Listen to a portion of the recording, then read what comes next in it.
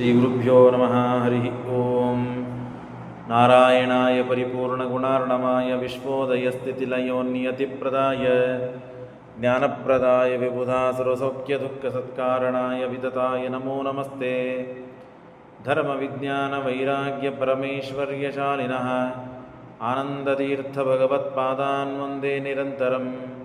ಚಿತ್ರೈಃ ಪದೈಶ್ಚ ಗಂಭೀರೈರ್ವಾಕ್ಯೈರ್ಮಾನೈರಖಂಡಿತೈಃ ಗುರುಭಾವಂ ವ್ಯಂಜಯಂತಿ ಭಾತಿ ಶ್ರೀರೈತೀರ್ಥವಾನ್. ನೌಮಿನ್ಯಾಯ ಸುಧಾಧಿಕರ್ಜೆ ಮುನೀನ್ ಶ್ರೀಪಾದರತ್ಸನ್ಮಣೀನ್ ವ್ಯಾಸಾರ್ಯಾನ್ ವಿವಿಧಾಗಮಾಬ್ಧಿವಿಹರಾನ್ ಶ್ರೀವಾದಿರಾಜಾನಪಿ ವಂದೇ ಹಂಸವರಾನ್ ರಘುತ್ತಮಗುರೂನ್ ವೈದದ್ಯವಾರಾನಿಧೀನ್ ಶ್ರೀ ಸತ್ಯವೃತರಾಘವೇಂದ್ರ ಮುನಿಪಾನ್ ಸದ್ಬೋಧಸಧ್ಯಾನಪಾನ್. ವಿದ್ಯಾಯಾಂ ವಿಬುಧಾಚಾರ್ಯಂ ವೇದಜ್ಞಾನಾಬ್ಧಿಚಂದಿರಂ ದುರ್ಮತಧ್ವಾಂತಮಾರ್ತಂಡಂ ಸತ್ಯಧ್ಯಾನಮುನಿಂ ಭಜೆ. ಸತ್ಯಾವಿಜ್ಞಕರಾಬ್ಜೋತ್ಥಾನ್ ಪಂಚಾಶತ್ವರ್ಷಪೂಜಕಾನ್ ಸತ್ಯಪ್ರಮೋದತೀರ್ಥಾರ್ಯಾನ್ ನೌಮಿನ್ಯಾಯ ಸುಧಾರತಾನ್. ಶಾಸ್ತ್ರೇಷು ಪಾರದರ್ಶ್ವಾನಂ ಶಾಸ್ತ್ರಜ್ಞೇಷು ಚ ವತ್ಸಲಂ ದೀನಭಕ್ತೋದ್ಧಾರಕರಂ ಸತ್ಯಾತ್ಮಾನಂ ಗುರುಂ ಭಜೆ. ವಿದ್ಯಾಪೀಠವಿಧಾತಾರಂ ವಿದ್ಯಾವಾರಿಧಿಚಂದಿರಂ ವಿದ್ಯಾರ್ಥಿವತ್ಸಲಂ ವಂದೇ ಮಹಾಮಹಿಮಸದ್ಗುರುಂ. ಆಪಾದಮೌಲಿಪರ್ಯಂతం ಗುರುಣಾಂ ಆಕೃತಿಂ ಸ್ಮರೇತ್ ತೇನ ವಿಘ್ನಾಃ ಪ್ರಣಶ್ಯಂತಿ ಸಿದ್ಧ್ಯಂತಿ ಚ ಮನೋರಥಾಃ. ಶ್ರೀ ಗುರುಭ್ಯೋ ನಮಃ. ಹರಿ ಓಂ. ಮೈಸೂರದಲ್ಲಿ ಶ್ರೀಮನ್ಮಹಾಭಾರತ ಪ್ರವಚನ ಇರುವ ಕಾರಣದಿಂದ 7-8 ದಿನಗಳ ಕಾಲ ಶ್ರೀಮನ್ಮಹಾಭಾರತ ತಾತ್ಪರ್ಯನಿರ್ಣಯ ಪ್ರವಚನ ಸ್ಥಗಿತಗೊಳ್ಳಿತ್ತು. ಮತ್ತೆ ಪುನಃ ಇವತ್ತಿನಿಂದ ನಿರ್ವಿಘ್ನವಾಗಿ ಪ್ರಾರಂಭ ಮಾಡೋಣ. 15 ಅಧ್ಯಾಯಗಳು ಮುಗಿದಿದ್ವು. 15ನೇ ಅಧ್ಯಾಯದಲ್ಲಿ ಕೊನೆಗೆ ಕರ್ಣನ ಕಥೆ ಹಾಗೂ ಏಕಲವ್ಯನ ಕಥೆಯನ್ನು ಹೇಳ್ತಾರೆ. ಸಂಕ್ಷೇಪದಲ್ಲಿ ಹೇಳಿ ಮುಂದೆ ಬರ್ತೇನೆ ನಾನು. ಕರ್ಣನ ಕಥೆ ನೀವೆಲ್ಲ ಕೇಳಿದ್ದೀರಿ. ದ್ರೋಣಾಚಾರ್ಯರಿಂದ ಹೋಗಿ ದ್ರೋಣಾಚಾರ್ಯರೆಲ್ಲರೂ ಅಸ್ತ್ರಶಸ್ತ್ರಗಳನ್ನು ಕಲಿಸ್ತಾ ಇರ್ತಾರೆ. ಆಗ ನಾನೂ ಕೂಡ ಶ್ರವಣ ಅಸ್ತ್ರಗಳನ್ನು ಕಲಿತೇನೆ ಅಂತ ದ್ರೋಣಾಚಾರ್ಯರು ಏಕಲವ್ಯ ಇಬ್ಬರೂ ಬಂದರು. ಇಬ್ಬರಿಗೂ ಕಲಿಸೋದಿಲ್ಲ ಅಂತ ಹೇಳಿ ಕಳಿಸ್ತಾರೆ. ನೀನು ಸೂತ ಅಂತ ಹೇಳಿ ಕಳಿಸ್ತಾರೆ, ನೀನು ನಿಷಾದ ಅಂತ ಹೇಳಿ ಏಕಲವ್ಯನನ್ನು ಕಳಿಸ್ಬಿಡ್ತಾರೆ. ಹಾಗಾಗಿ ದ್ರೋಣಾಚಾರ್ಯರ ಗುರುಗಳ ಹತ್ರ ಹೋಗಿ ನಾನು ಅಧ್ಯಯನ ಮಾಡ್ತೇನೆ ಅಂತ ಹೇಳಿ ಸುಳ್ಳು ಹೇಳಿ ನಾನು ಬ್ರಾಹ್ಮಣ ಅಂತ ಹೇಳಿ ಪರಶುರಾಮ ದೇವರಲ್ಲಿ ಸಮಗ್ರ ವಿದ್ಯೆಯನ್ನು ಅಧ್ಯಯನ ಮಾಡ್ತಾರೆ. ಕರ್ಣ ಅಧ್ಯಯನ ಮಾಡಿದಾಗ ಕೊನೆಗೆ ಒಂದು ದಿವಸ ಹೇತಿ ಅಂತನೂ ಅಸುರ ಇಂದ್ರನಿಂದ ಶಾಪಗ್ರಸ್ತನಾಗಿ ತಳಗೆ ಭೂಲೋಕಕ್ಕೆ ಬಂದಾಗ ಇಂದ್ರ ಅವನಲ್ಲೇ ಪ್ರವೇಶ ಮಾಡಿ ಇಂದ್ರನ ಅವತಾರನಾದ ಅರ್ಜುನನಿಗೆ ಒಳ್ಳೆಯದಾಗಬೇಕು, ಇವನು ದುಷ್ಟ, ಇವನಿಗೆ ಶಿಕ್ಷೆ ಆಗಬೇಕು ಅಂತ ಹೇಳಿ ಕರ್ಣನ ತೊಡೆ ತಳಗಿನ ಭಾಗದಿಂದ ಕಡಿಯಲಿಕ್ಕೆ ಪ್ರಾರಂಭ ಮಾಡುತ್ತಾನೆ. ಆಗ ಮತ್ತು ಪರಶುರಾಮಚಂದ್ರ ದೇವರು ಕರ್ಣನ ತೊಡೆ ಮೇಲೆ ಮಲಗಿರ್ತಾರೆ.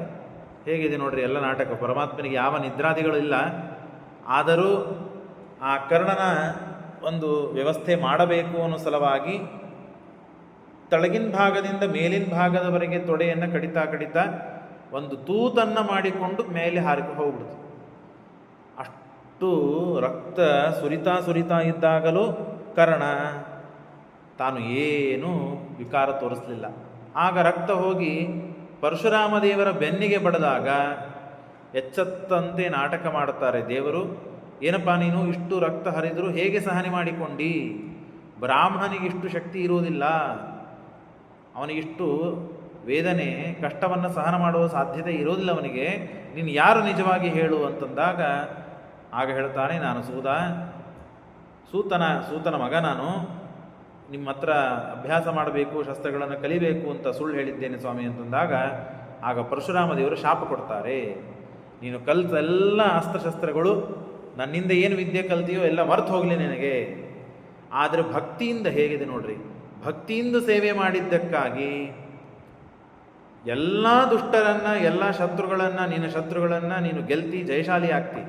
ಆದರೆ ಒಂದು ಮಾತ್ರ ಹೇಳ್ತೇನೆ, ನೀನು ಎಲ್ಲಿವರೆಗೆ ಸ್ಪರ್ಧೆಯಿಂದ ಯುದ್ಧ ಮಾಡೋದಿಲ್ಲವೋ ಅಲ್ಲಿವರೆಗೆ ನೀನು ಜಯವನ್ನು ತಾಳ್ತಿ. ಯಾವಾಗ ಸ್ಪರ್ಧೆಯನ್ನು ಮಾಡುತ್ತಾ ಯುದ್ಧವನ್ನು ಆಡ್ತೀಯೋ ಅವಾಗೆಲ್ಲ ಸೋತು ಹೋಗ್ತೀನಿ. ಭಕ್ತಿ ಮಾಡಿದ್ದಕ್ಕೆ, ಶಸ್ತ್ರಾಸ್ತ್ರಗಳನ್ನು ಕಲಿಸಿದ್ದಕ್ಕೆ ಜಯಶಾಲಿ ಆಗ್ತಿ. ನೀನು ತಪ್ಪು ಮಾಡಿದ್ದಕ್ಕೆ, ನನ್ನನ್ನು ಕುರಿತು ಮೋಸ ಮಾಡಿ ನನಗೆ ಸುಳ್ಳು ಹೇಳಿದ್ದೀನಿ, ನಿಜವಾಗಿ ಹೇಳಿದ್ದರೂ ನಾನು ನಿನ್ನ ಕಲಿಸ್ಬೋದಾಗಿತ್ತೇನೋ ಗೊತ್ತಿಲ್ಲ.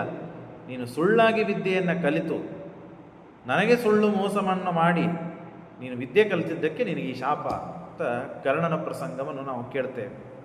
ಹೆಚ್ಚೆಲ್ಲ ವಿವರಣೆ ನಾನು ಪಾಠದಲ್ಲಿ ಹೇಳಿದ್ದೇನೆ.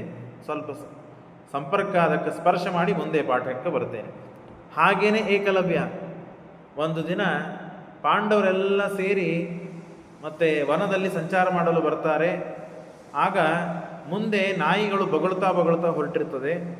ಆ ನಾಯಿ ಬೊಗಳುವುದು ತೊಂದರೆ ಆಯಿತು ಅಂತ ಹೇಳಿ ಬಾಣ ಪ್ರಯೋಗ ಮಾಡ್ತಾನೆ ಏಕಲವ್ಯ. ನಾಯಿ ಬಾಯಿಗೆ ಬಡದಿರುವುದಿಲ್ಲ, ಆದರೆ ನಾಯಿ ಬಾಯಿ ಮುಚ್ಚಲಿಕ್ಕೆ ಬರದೇ ಇದ್ದಂತೆ ವ್ಯವಸ್ಥೆ ಮಾಡಿ ಆ ಒದರುವುದನ್ನು ತಾನು ತಡಿತಾನೆ. ಯಾರು ಇಷ್ಟು ಧನುರ್ಧಾರಿ ಇವನು? ಕೇವಲ ಶಬ್ದ, ಅವನೆಲ್ಲೋ ಇದ್ದಾನೆ, ಶಬ್ದದ ಕಡೆಗೆ ಗಮನ ಕೊಟ್ಟು ನಾಯಿಗೆ ಬಾಯಿಗೆ ಬಾಣನ್ನ ಬಿಟ್ಟು ನಾಯಿ ಬಾಯಿ ಮುಚ್ಚದೇ ಇದ್ದಂತೆ ತೆಗೆದೇ ಇದ್ದಂತೆ ಸ್ತಬ್ಧವಾಗಿ ಮಾಡಿ ಇಷ್ಟು ಕೌಶಲ್ಯ, ಭಾರಿ ಚಾಣಾಕ್ಷತನ ಇದ್ದ ಯಾರಿವನು ಅಂತ ಹುಡುಕ್ತಾ ಬಂದರೆ ಅಲ್ಲಿ ಒಂದು ದ್ರೋಣಾಚಾರ್ಯರ ಮಣ್ಣಿನ ಪ್ರತಿಮೆ ಮಾಡಿ ತಾನು ಧ್ಯಾನ ಮಾಡ್ತಾ ತಪಸ್ಸು ಮಾಡ್ತಾ ಅಭ್ಯಾಸವನ್ನು ಮಾಡ್ತಾ ಇದ್ದಾನೆ ಏಕಲವ್ಯ. ಅದನ್ನು ನೋಡಿ ಅರ್ಜುನನಿಗೆ ಬಹಳ ತೊಂದರೆ ಆಯಿತು. ಅವನು ಹೋಗಿ ಪ್ರಾರ್ಥನೆ ಮಾಡ್ತಾನೆ. ಯಾರಿಗೆ? ದ್ರೋಣಾಚಾರ್ಯರಿಗೆ ಹೋಗಿ ಪ್ರಾರ್ಥನೆ ಮಾಡ್ತಾನೆ. ಸ್ವಾಮಿ ದ್ರೋಣಾಚಾರ್ಯರೇ, ನನ್ನಷ್ಟು ಧನುರ್ಧಾರಿಯಾಗಿ ಜಗತ್ತಿನಲ್ಲಿ ಯಾರೂ ಇರಲು ಸಾಧ್ಯವಿಲ್ಲ. ನಿನ್ನಷ್ಟು ಧನುರ್ಧಾರಿ ನಾನು ಯಾರನ್ನ ಮಾಡೋದಿಲ್ಲ ಅಂತ ಹೇಳಿದ್ರಿ, ಆದರೆ ಏಕಾಂತ ಶಿಷ್ಯ ಇದ್ದಾನೆ ನಿಮ್ಮ ಒಬ್ಬ ಏಕಲವ್ಯ ಅಂತ ಹೇಳಿ ಅವನು ಇಷ್ಟು ಭಾರಿ ಪರಾಕ್ರಮ ತೋರಿಸಿದ. ನನಗೆ ಆಶ್ಚರ್ಯವಾಯಿತು, ನನ್ಗಿಂತ ಭಾರಿ ಇದ್ದಾನೆ ಅಂತ ಅನಿಸ್ತು ಸ್ವಾಮಿ ಅಂತಂದಾಗ ಹೌದಾ ಅಂತ ಹೇಳಿ ಅವನನ್ನು ಹುಡುಕ್ತಾ ಬಂದಾಗ ಬಹಳ ಸಂತೋಷವಾಗ್ತದೆ ಏಕಲವ್ಯನಿಗೆ. ನನ್ನ ಗುರುಗಳು ಬಂದಿದ್ದಾರೆ ಅಂತ ಹೇಳಿ ತಾನು ನಮಸ್ಕಾರ ಮಾಡಿ ಆತಿಥ್ಯಗಳನ್ನೆಲ್ಲ ಮಾಡ್ತಾನೆ. ನೀನು ನನ್ನಿಂದ ವಿದ್ಯೆಯನ್ನು ಕಲ್ತಿ ಅಂತ ಈ ಮೂರ್ತಿಯನ್ನು ಮಾಡಿಕೊಂಡೆಲ್ಲ ನೀನು ಕಲ್ತಿಯಲ್ಲಪ್ಪ, ನನಗೆ ಗುರುದಕ್ಷಿಣ ಕೊಡು. ಹಾಗಾದರೆ ಕೊಡ್ತೀನಿ ಸ್ವಾಮಿ, ಏನು ಬೇಕು ಹೇಳಿ ಕೊಡ್ತೇನೆ ನನಗೆ ಅಂತಂದಾಗ ಸನ್ಮುಷ್ಟಿಹೀನಸ್ಯ ಸಮಾರ್ಜುನೇನ ತತಃ ಪರಂ ನಾಸ್ಯ ಬಭೂವ ಶಿಕ್ಷಾ. ಆಗ ನಿನ್ನ ಹೆಬ್ಬಟ್ಟನ್ನು ಕೊಟ್ಟು ಬಿಡು ನನಗೆ ಅಂದಾಗ ಆಗಿಂದಾಗ ತೆಗೆದು ವಿಚಾರ ಮಾಡದೇನೆ ಕೊಯ್ದು ಕೊಟ್ಟು ಬಿಡುತ್ತಾನೆ. ಆಗ ಹೆಬ್ಬಟ್ಟೆ ಇಲ್ಲ ಅಂದರೆ ಮುಷ್ಟಿ ಇಲ್ಲ, ಮುಷ್ಟಿ ಇಲ್ಲ ಅಂತಂದರೆ ಅಷ್ಟು ಅಸ್ತ್ರಶಸ್ತ್ರಗಳನ್ನು ಅವ ಕಲಿತಿದ್ರೂ ಅದನ್ನು ಪ್ರಯೋಗ ಮಾಡೋದು ತೊಂದರೆ ಆಗ್ತದೆ. ಹಾಗಾಗಿ ಅರ್ಜುನ ಸಮಾನ ಧನುರ್ಧಾರಿ ಅಲ್ಲ. ಆದರೂ ನೀನು ನನ್ನನ್ನು ಭಕ್ತಿಯಿಂದ ಪೂಜಿಸಿದ್ದಿ, ಹಾಗಾಗಿ ನಿನಗೆ ಏಕಾಂತೆ ಏವಾಸ್ಯ ಭಕ್ತ್ಯಾ ಸಂತುಷ್ಟೋ ಧನುಶ್ರೇಷ್ಠಂ ಕೃತವಾನ್ ಅರ್ಜುನಂಚ. ಅರ್ಜುನಕ್ಕಿಂತ ತಳಮೆಟ್ಟದಲ್ಲಿ ನೀನು ಧನುರ್ಧಾರಿ ಆಗ್ತಿ ಅಂತ ಹೇಳಿ ಏಕಾಂತದಲ್ಲಿ ಅವನಿಗೆ ಅನೇಕ ಅಸ್ತ್ರಶಸ್ತ್ರಗಳನ್ನು ಪಾಠವನ್ನು ಹೇಳಿಕೊಡ್ತಾರೆ ದ್ರೋಣಾಚಾರ್ಯರು.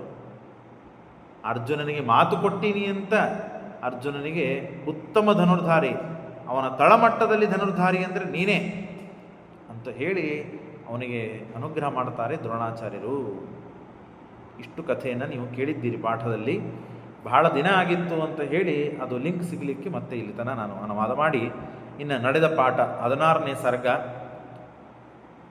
16ನೇ ಅಧ್ಯಾಯ ತಾತ್ಪರ್ಯ ನಿರ್ಣಯ. ಕಾಲೇ ತ್ವೇಸ್ಮಿನ್ ಭೂಯ ಏವಾಖಿಲೈಶ್ಚ ನೃಪೈರ್ಯುಕ್ತೋ ಮಾಗಧೋ ಯೋದ್ಧುಕಾಮಃ ಪ್ರಾಯಾದ್ ಯದೂ ತತ್ರ ನಿತ್ಯಾವ್ಯಯಾತಿ ಬಲೇಶ್ವರ್ಯಾಪಿಚ್ಛಯಾ ಗಾತ್ಸ ಕೃಷ್ಣ. ಆಗ ಕಥೆ ನಡೀತಾ ಇದೆ.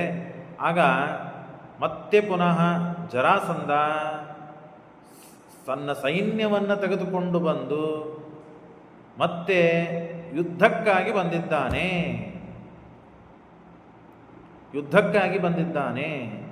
ಸಂದರ್ಶಯನ್ ಬಲಿನಾಂ ಅಲ್ಪಸೇನಾಂ ಉಪಸ್ಕಾರಾಣಾಂ ಬಲು ಲೋಪಸ್ಕರೈಶ್ಚ ಪ್ರಾಪ್ತೇರ್ವಿರೋಧೇರ್ ಬಲಿಭಿರ್ನೀತಿಮಗ್ರ್ಯಾಂ ಯಯೋಸ ರಾಮೋ ದಕ್ಷಿಣಾಶಾಂ ಪರೇಶಃ. ಆಗ ಕೃಷ್ಣ ವಿಚಾರ ಮಾಡಿದಂತೆ ಹೇಗಿದೆ ನೋಡ್ರಿ, ಇವನು ನನ್ನ ಸಲುವಾಗಿ ಬಲರಾಮ ಸಲುವಾಗಿ ಬಂದಿದ್ದಾನೆ ಯುದ್ಧವಾಡಲು. ಹಾಗಾಗಿ ನಾವು ಇಲ್ಲದೇ ಇದ್ದಾಗ ಯಾರ ಜೊತೆಗೆ ಯುದ್ಧ ಮಾಡೋದಿಲ್ಲ, ಯಾರಿಗೂ ತೊಂದರೆ ಕೊಡೋದಿಲ್ಲ. ಇವನು ಎಲ್ಲ ಸೈನ್ಯವನ್ನು ತೆಗೆದುಕೊಂಡು ಬಂದಿದ್ದಾನೆ ನನ್ನ ದ್ವಾರಕ್ಕೆ, ನನ್ನ ಮೇಲೆ ಯುದ್ಧ ಮಾಡೋದಕ್ಕಾಗಿ ಬಂದಿದ್ದಾನೆ. ಹಾಗಾಗಿ ನಾನೇ ಇವನಿಗೆ ಸಿಗದೇ ಇದ್ದಂತೆ ಆದರೆ ಸಾಕು, ಯಾರಿಗೆ ತೊಂದರೆ ಆಗೋದಿಲ್ಲ ಅಂತ ಹೇಳಿ ದಕ್ಷಿಣ ದಿಕ್ಕನ್ನು ಮಾಡಿಕೊಂಡು ತಾನು ಕೃಷ್ಣ ಮುಂದೆ ಓಡಿ ಹೋಗಿಬಿಡ್ತಾನಂತೆ. ಆಗ ಅಲ್ಲಿ ಗೋಮಂತ ಪರ್ವತಕ್ಕೆ ಹೋಗ್ತಾನೆ ಕೃಷ್ಣ. ಗೋಮಂತ ಪರ್ವತಕ್ಕೆ ಹೋದಾಗ ಸೋನಂತ ವೀರ್ಯ ಪರಮೋ ಭಯೋಪಿ ನಿತ್ಯೇ ಗಚ್ಚನ್ ಜಾಮದಗ್ನೇಯಂ ದದ. ಯಾರ ಕೃಷ್ಣ ಇವನು ಅಂದರೆ ಸ್ವಯಂ ಭಗವಂತನೇ ಕೃಷ್ಣ, ಮೂಲ ರೂಪಿಯಾದ ನಾರಾಯಣನೇ ಇವನು, ಹೊರತು ಬೇರೆಯವನಲ್ಲಿವನು ಅಂತ ತಿಳಿಸೋದಕ್ಕಾಗಿಯೇ ಈ ಎಲ್ಲ ನಾಟಕವನ್ನು ಮಾಡಿದ್ದಾರೆ. ಇಲ್ಲಿಗೆ ಈ ಭಾಗವನ್ನು ಮುಗಿಸೋಣ. ಮತ್ತು ನಾಳಿನಿಂದ ಪ್ರತಿನಿತ್ಯನೂ 7 ಗಂಟೆಗೆ ಏನು ನಮ್ಮ ಪಾಠದ ಸಮಯ ಇತ್ತೋ ಆ ಸಮಯದಲ್ಲೇ ಪಾಠವಾಗ್ತದೆ. ಎಲ್ಲರಿಗೂ ತಿಳಿಸಿ. ಅನೇಕ ಜನ ಬಂದವರಿಗೂ ಎಲ್ಲರಿಗೂ ಹೇಳ್ರಿ ಅಂತ ನಿಮ್ಮಲ್ಲಿ ಕೇಳ್ತಾರೆ. ಶ್ರೀಕೃಷ್ಣ ಅರ್ಪಣಮಸ್ತು.